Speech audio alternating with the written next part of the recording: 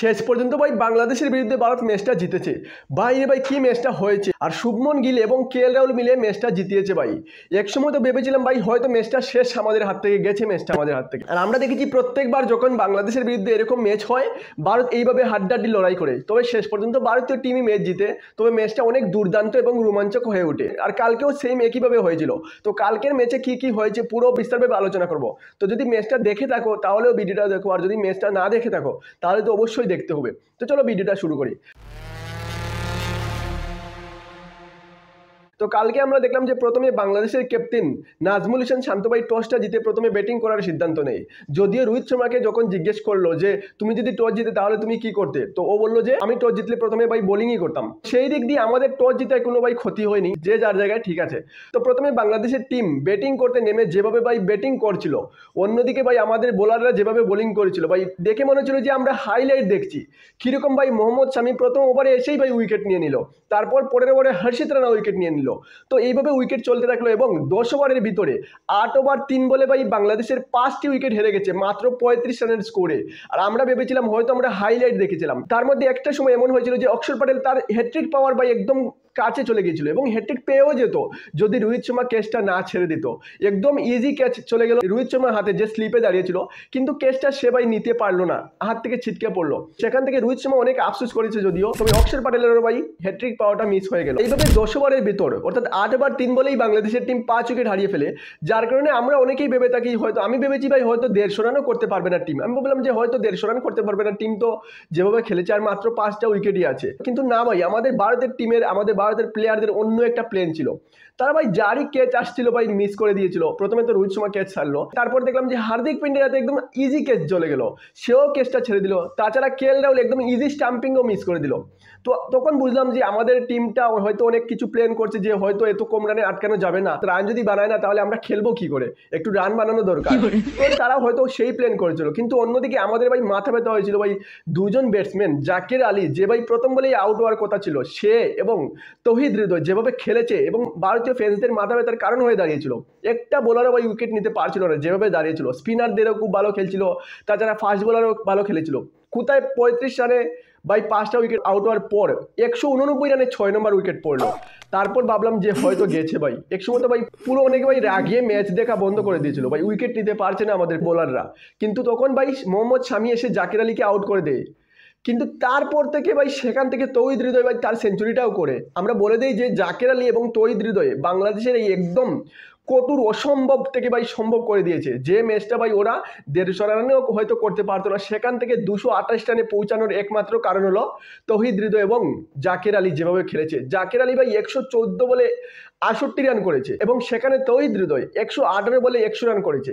ভাই কিভাবে অসম্ভব খেলেছে সব। যদিও ম্যাচটা নাও জিততে পারে বাংলাদেশের টিম, তবু ভাই এই দুজন ব্যাটসম্যানকে অনেক ভাই দাঁত দিতে হবে যেভাবে খেলেছে। তারপর আমরা দেখলাম যে টিম 228 রান করে ফেলেছে। তখন আমরা বুঝতে পারলাম যে হয়তো এত সহজ হবে না। আমরা যতটা প্রথমে সহজ ভেবেছিলাম ভারতীয় টিমদের ম্যাচটা জেতা এতটা সহজ হবে না, একটু কঠোর ফাইট করতে হবে। কারণ আমরা দেখেছি যে বাংলাদেশের কাছে বোলারও আছে ভাই, ভালো ফাস্ট বোলারও আছে, তাছাড়া ভাই স্পিনাররাও আছে। আর আমরা দেখেছি যে আমাদের ব্যাটসম্যানরা সবসময় স্পিনারদের বিরুদ্ধে ফেসে যায়। আর এটা আমরা জানি বলেই ভাই আমরা 8 নম্বর পর্যন্ত ব্যাটসম্যান নিয়েছি। তো আমরা দেখলাম যে প্রথম যখন ভারতীয় টিম ভাই ব্যাটিং করতে নামে রোহিত শর্মা এবং শুভমন গিল, তো প্রথমে শুরুটা খুব ভালোই করেছে। রোহিত শর্মা খুব ভাই দুর্দান্ত খেলেছিল, শুভমন গিলও ভাই ভালো খেলেছে।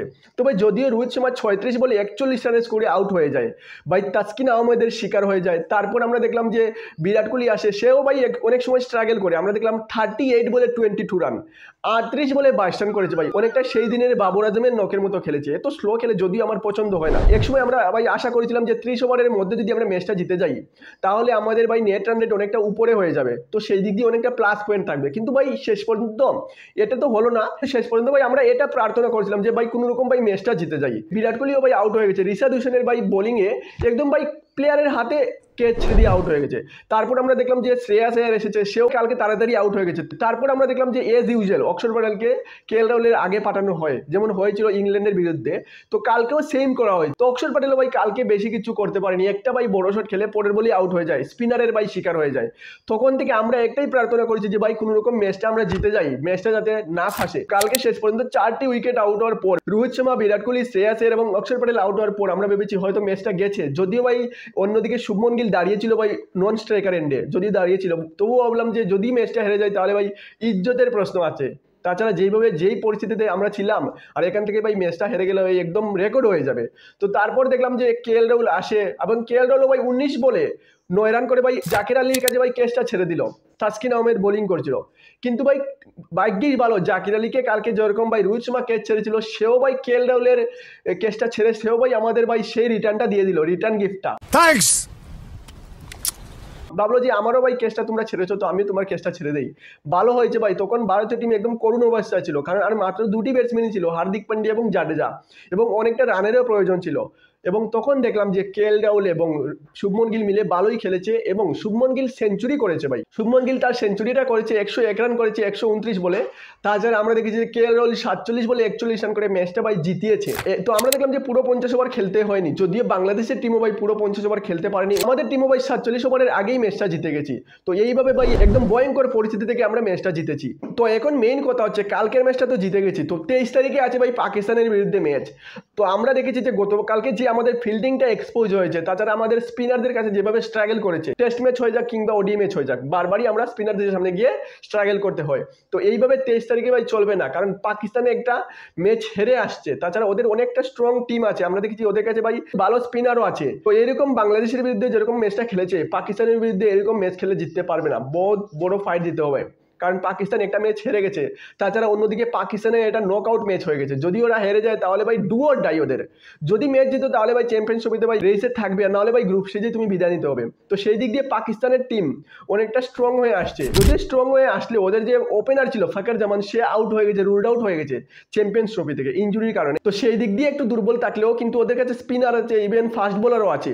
তো আমাদের টিমকে ভাই ভালোভাবে খেলতে হবে। তাছাড়া আমরা দেখেছি যদি পাকিস্তানের বিরুদ্ধে না জিতি তাহলে নিউজিল্যান্ডের বিরুদ্ধে আমাদের একটা কড়া টক্কর হয়ে যাবে, কারণ যেভাবে নিউজিল্যান্ড টিম খেলছে ভাই, আমি তো এটা বলতে পারবো যে আমাদের টিম থেকে অনেক ভালো খেলছে। নিউজিল্যান্ড টিম অনেক বড় টিম, আমাদের বারবার আইসিসি ইভেন্টে হারায়, যদিও গত ওডিআই ওয়ার্ল্ড কাপে আমরা ওদেরকে হারিয়েছি। তবে ভাই এইবার যে নিউজিল্যান্ড টিম লাগছে আমার কাছে মনে হচ্ছে অনেকটা স্ট্রং। ওদের ওপেনার দেখে নাও, উইলিয়াম ভাই যেভাবে ভাই সেঞ্চুরিটা মেরেছে ভাই পাকিস্তানের বিরুদ্ধে, যে কঠোর পরিস্থিতি থেকে। তাছাড়া ডেভন কনভাই ফর্মে আছে, কেন উইলিয়ামসন ফর্মে আছে, গ্লেন ফিলিপস ফর্মে আছে, ডেরিল মিচেল আমাদের সামনে সবসময় ভালো খেলে, এবং টম লেথম ভাই কিভাবে খেলছে, গত ম্যাচে সেঞ্চুরি করেছে পাকিস্তানের বিরুদ্ধে। তো সেই দিক দিয়ে পাকিস্তানের বিরুদ্ধে যেভাবে ম্যাচ খেলেছে নিউজিল্যান্ড টিম, তো এইভাবে আমাদের বিরুদ্ধে আরো ভাই আঘাত করবে ওরা, যেভাবে ভাই ওদের কাছে ফিল্ডার আছে, গ্লেন ফিলিপস যেভাবে ভাই উড়ে উড়ে ক্যাচ নিয়ে নেয়। তো সেই দিক দিয়ে আমাদের ফিল্ডিংটা আরো ভালো করতে হবে, কালকের মতো করলে হবে না। তো দেখি পাকিস্তানের বিরুদ্ধে ম্যাচে কি রকম হয়, তোমাদের কি আশা? পাকিস্তানের বিরুদ্ধে 23 তারিখে যে ম্যাচটা আছে, ভারতীয় টিম কি জিততে পারবে? তোমাদের কি মতামত ভাই কমেন্ট করে জানিয়ে দিও। আর আজকের ভিডিওতে এই পর্যন্তই। ভিডিওটা ভালো লাগলে লাইক এবং শেয়ার করে দিও, এবং চ্যানেলে নতুন হলে সাবস্ক্রাইব করে দিও।